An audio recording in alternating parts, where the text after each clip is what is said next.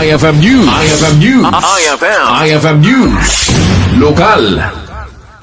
Maragsakan digiti agarop o pataribo ket talugasot at tricycle drivers iti syudad Tinawag, manipod kadagiti naruway at toda kalpasan ang nagawat na ti fuel subsidy, manipod iti City Government of Lawaga dadauloan ni Mayor James Brian Alcida. Kuna tinakasasalita tayo, amay sa at tricycle driver, ket ditoy anupay saan ang makamanay daytoy para itinaldaw da, ket nagyaman latag haputa dakilabanag daytoy apakabang aranda.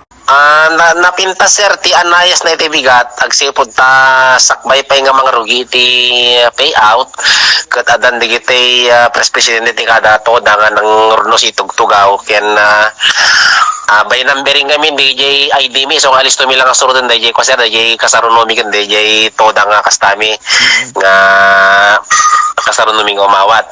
Kabayatan na nakaawat na gito tricycle driver di 3,000 pesos para iti fuel subsidy ket mangnamnama da gito nga danto manen iti kastoy apaayo dati gobyerno.